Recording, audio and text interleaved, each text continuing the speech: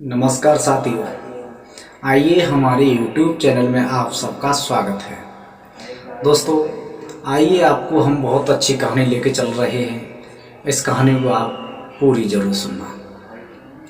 बहुत अच्छी कहानी है, आपको मैं लेके आ रहा हूँ। इस कहानी में अगर कोई गलती बन जाए तो इस दास को माफ़ कर देना। मेरे भाइयों, आप मेरे चैनल पर नए हो तो कृपा करके मेरे चैनल को सब्सक्राइब, लाइक, शेयर अवश्य कर देना। भाई, मैं आपके लिए सेवा करता हूँ, आपके लिए मैं वीडियो बनाता हूँ और आपके लिए मैं हर रोज़ वीडियो बनाकर भेजता हूँ। ये आपका दास आपके लिए शिक्षित वीडियो बना के भेजता है। देखो, मैं कोई ज़्यादा बड़ा विद्वान नहीं, ज़्यादा बड़ा ज्ञानी नहीं, यानी मेरे माने कुछ नहीं। मैं आप सबका दास हूँ। मेरे भाइयों, मेरी वीडियो को ऐसे ही सपोर्ट करते रहिए और अपने दास को आशीर्वाद देती रहिए। मैं आपको एक कहानी लेके चल रहा हूँ जो आजकल की बेटियाँ अपने घर से लड़ाई झगड़ा करके अपने माँ बाप के घर आ जाती हैं, गुस्सा होकर के अपने बिगड़ पति के राजी से। तो इस वीडियो को वे हमारी माता बहनें जरूर देखें। देखो, एक गांव में किसान रहते थे। किसान बहुत शिक्षित, समझदार, पढ़े लिखे और समाज वाले आदमी थे, यानी समाज में बैठने वाले थे। वो बेटी उनके घर में बड़े लाड प्यार से उन्होंने पाली थी और अपने घर में राखी थी। तो कुछ समय बीतने के बाद उन व्यक्ति ने अपनी बेटी की शादी कर दी कहीं। तो बेटी ससुराल चली जाती है शादी होने के बाद। तो कुछ दिन बेटी ससुराल में बड़े अच्छी तरीक़ा से प्यार से रही थी। तो जो समय बीता था, समय बीतने के बाद में उस बेटी ने अपने पति से, अपने सास ससुर से लड़ाई झगड़ा चालू कर दिया, यानी विद्रोह चालू कर दिया घर में। तो उसके पति ने उस बेटी को यानी उस लड़की के पति ने उस बेटी को समझाया कि तुम ऐसा लड़ाई झगड़ा क्यों करती हो, मुझसे भी लड़ती हो, मेरे माँ बाप से भी लड़ती हो, ऐसे लड़ने से क्या होगा। तो उस लड़की के समझ में कुछ नहीं आया, वो अपना बदतमीजी करती रही। तो एक दिन उस लड़की के पति ने उस लड़की पर हाथ उठा दिया। तो वही लड़की अपने घर से गुस्सा होकर के घर से चुप निकली और अपने पिता के घर पहुंच गई। जो अपने पिता के पास पहुंची तो उनके पिताजी ने पूछा था, बेटी आप क्यों आई, क्या कारण हुआ।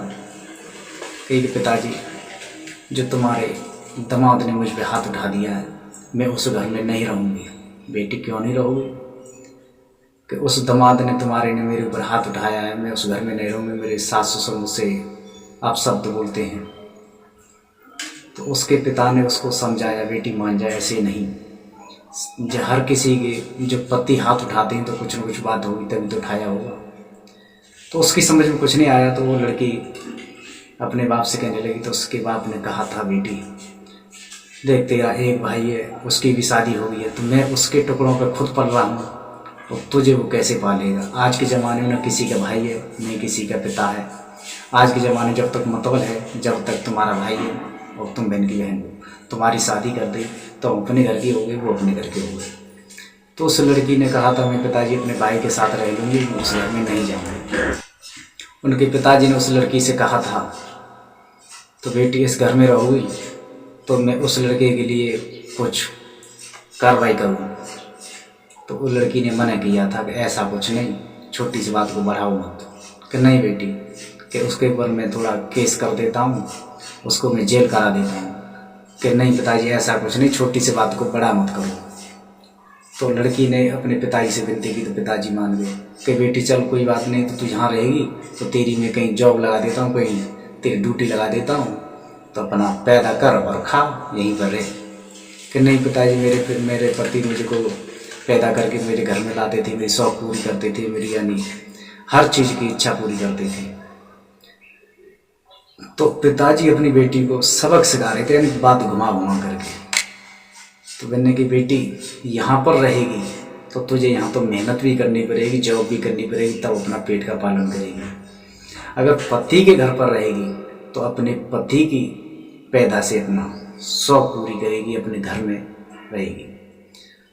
तो उस लड़की को उसके पिता ने बहुत समझाया और कहा था, बेटी हाथ तेरे पति ने तो उठाया था, किसी और ने तो नहीं।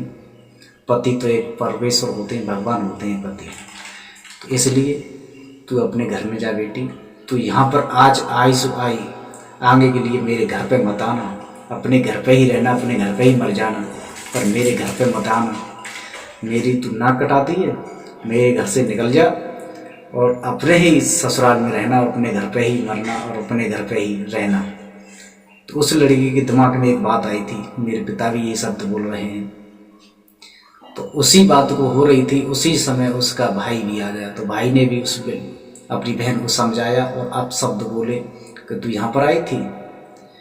तो उस लड़की के ऐसे दिमाग में बात आई थी, वो लड़की वहाँ से मायके से अपनी ससुराल चली जाती है। तो अपने पति के पास बैठ करके अपनी विनती यानी गलती माफ़ी मांगने लगी, अपने सास ससुर भी गलती मांगने लगी। तो वही लड़की अपने ससुराल में अपने प्रेम से अपने पति, अपने सास ससुर के, अपने परिवार के साथ में रहने लगी। तो उस लड़की ने पहला जो किया था उसने किया था। उसके बाद में उस लड़की ने अपने प्रेम से, अपने दिमाग से, अपने बुद्धि से अपने सास ससुर को अपना बना लिया, अपने पति को भी अपना बना लिया, अपने परिवार को भी सारे को अपना ही बना लिया। तो वो लड़की अपने प्रेम से अपने ससुराल में रहने लगी। तो मैं सभी माता बहनों से कहूँगा, तो कभी भी तुम अपने भाई के ऊपर घमंड मत करना, अपने पिता के ऊपर घमंड मत करना। जब तक मतबल है, जब तक तुम्हारे भाई हैं, पिता भी हैं, तुम ससुराल में रहोगी तो ससुराल का रहना अलग होता है और मायके का रहना अलग होता है। मायके में महीना, 15 दिन, 2 महीने हद होती है। उसके बाद में मायके में कोई इज्जत नहीं करता है, न भाई करता है, न भाभी करती है, न पिता करते हैं। इसलिए सभी माता बहनों से कहना है, अपनी ससुराल में अपने पति के साथ, अपनी सास ससुर के साथ, अपने देवर जेठ, अपने परिवार के साथ मिलकर के हंसी खुशी से समय काटिए। और ऐसे ही ससुराल में अपना पति का, अपने सास ससुर का और अपने माँ बाप का नाम रोशन करिए, अच्छे अच्छे काम करिए और भगवान की भक्ति करिए। अपने सास ससुर, अपने पति की सेवा करिए। मायके में कभी गुस्सा होकर के मत आना, खुश होकर के आना। मायके में महीना, 15 दिन, 2 महीने रहना, अपने भाई के साथ अपने रहना। कभी भी गुस्सा होकर मायके में कभी माता बहन को नहीं जाना चाहिए। अगर इसमें कोई गलती हो तो माफ़ कर देना। फिर मिलेंगे अगली वीडियो में। जय श्री राधे, जय श्री कृष्णा।